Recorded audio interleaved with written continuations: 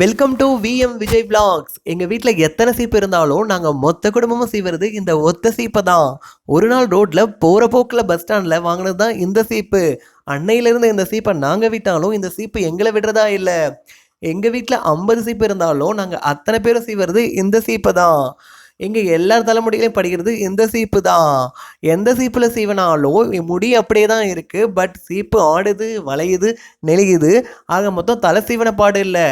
அது மட்டும் இல்லைங்க, ஐயோ எந்த சீப்பில் சீவினாலும் மண்டை வலிக்குது, குடையுது. பட் இந்த சீப்பில் சீவினா மட்டும்தான் சுகமாக எதமாக சூப்பராக இருக்குது. எங்கள் வீட்டில் எல்லாரும் இந்த சீப்பை அங்கங்கே வச்சுருவாங்க. படாத பாடுபட்டு தேடி தான் நான் இந்த சீப்பில் சீவுவேன்.